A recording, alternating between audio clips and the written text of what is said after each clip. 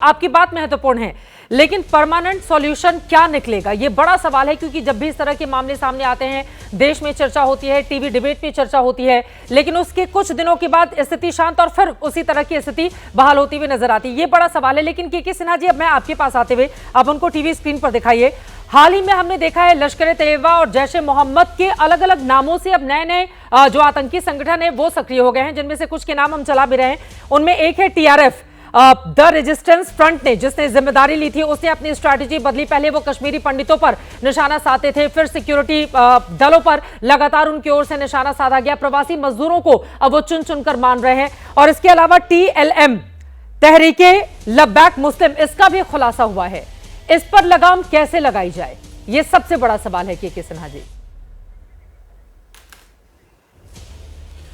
देखिए चित्रा जी, ये समझने की बात है, चाहे आप उसको टीआरएफ कर दीजिए, टोटल रेजिस्टेंस फ्रंट कर दें, टीएलएम, ये जो चीज़ें हैं ये चाइना के कहने से पाकिस्तान ने इन चीज़ों को नाम बदला है। ये पूरे मखौटे लश्कर-ए-तैयबा और जैश-ए-मोहम्मद के ही हैं। देखिए, हम कितनी भी बात कर लें, यदि आप कहें कि डेवलपमेंट, पॉलिटिकल प्रोसेस, ये आप आतंकवाद को आतंकवाद कहते हैं, ये जिहाद है, it is a hybrid war. Hybrid war को हम देखना चाहते हैं कि डेवलपमेंट हुए, टूरिस्ट कितने पहुंच गए, कितनी शांति, ये कभी इस तरह से ख़त्म नहीं होती है। ये तो मैं ये मानता हूं कि 2016 के बाद 2019 तक आप जब गए थे, उसके बाद आपने कहा एब्रोगेशन आर्टिकल 30, ठीक है, ये सब चीज़ हो गई, मगर आज इतनी बड़ी शहादत, 30 से ज़्यादा जवान मर चुके हैं, उनकी शहादत हो चुकी है। और हर एक दिन टीवी चैनलों पर बैठ करके हम यही बात, और फिर घास के 3 पार्ट होते हैं कि वो जंगलों में घास छान लिया, वहाँ पर उसको सर्विलेंस दे दी, हमने ये कर दिया, उनको छूट दे दी। छूट यहाँ थोड़ी मिलती है। सेना का काम तो जंगलों के पीछे खाक छानना नहीं होता ना। सेना का काम आप देखिए पूरे विश्व में चल रहा है। आप जब तक उसके जड़ को वार नहीं करेंगे, हमने तो अपने बॉर्डर पे फायर नहीं खोल सकते। यही तो सवाल है, कौन सी छूट हो गई?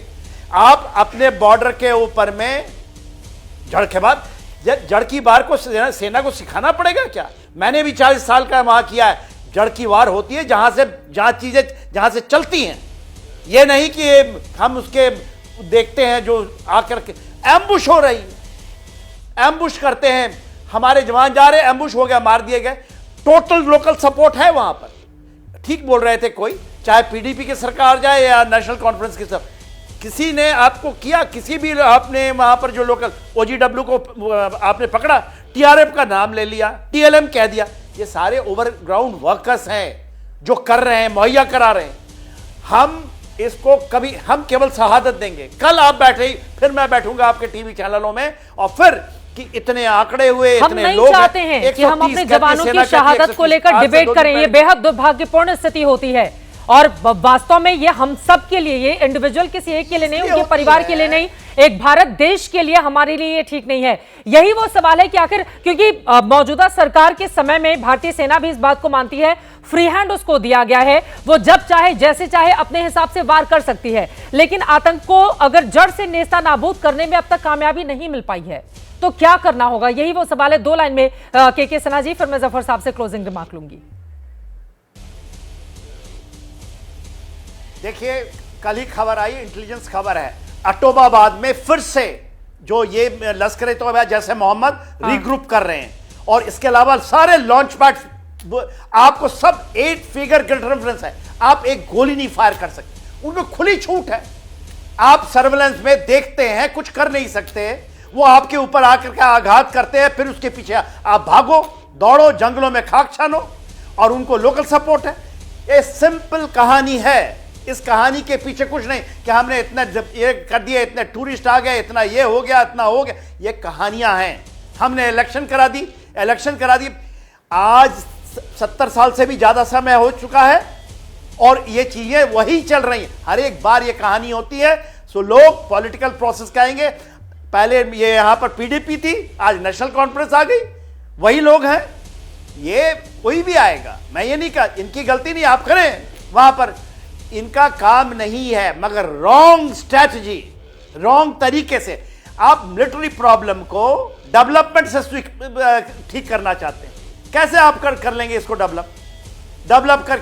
डेवलप जरूर हो, अरे इलेक्शन जरूर यहाँ हो, पर कंस्ट्रक्शन किया जा रहा है। पूरी प्रक्रिया देखिए चले। श्रीनगर बस लेह इसका नेशनल मतलब- हाईवे की टनल कंस्ट्रक्शन साइट पर जो लोग काम कर रहे थे उनको मार गिराया आतंकवादियों ने।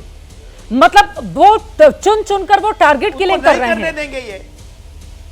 लेकिन इसको रोकी जाने की जरूरत है। जफर इस्लाम साहब, उधर दो लाइन में पाकिस्तान जल्दी से आती एक है, क्लोज से उनको कॉम्बैट खबर आता आपका। है, एक आदमी कर जाता है ये। बिल्कुल पाकिस्तान से आता है और यहां पर हमले करके चला जाता है, वो बोल रहे हैं। नहीं देखिए, इंफ्रास्ट्रक्चर तो होना ही चाहिए, डेवलपमेंट तो होना ही चाहिए। मिलिट्री को उससे आर्मी और मिलिट्री को उससे जाहिर है ज्यादा बेहतर सुविधा मिलेगी, बेटर इंफ्रास्ट्रक्चर होगा तो ज्यादा अच्छा से वो काम कर पाएंगे। तो मैं इस बात से ठीक है सर, वक्त सिन्हा हमें जी से इतने की मैं- इजाजत देता है। आगे इस चर्चा को हम और लेकर जाएंगे, लेकिन उम्मीद यही कि मुंहतोड़ जवाब आतंकवादियों को मिले ताकि दोबारा इस तरह की स्थिति हिंदुस्तान के किसी भी हिस्से में पनपने नहीं पाए। जम्मू कश्मीर में लगातार बढ़ती हुई आतंकवादी वारदातें ये बताते हैं कि वहां पर लोकतंत्र की बहाली पाकिस्तान में बैठे हुए आतंकी आकाओं को पसंद नहीं आ रहा, इसी वजह से वो हमले लगातार करवा रहे हैं। अब आगे सेना कैसे देगी इसका मुंहतोड़ जवाब, इस पर लगातार रहेगी एबीपी न्यूज की नजर।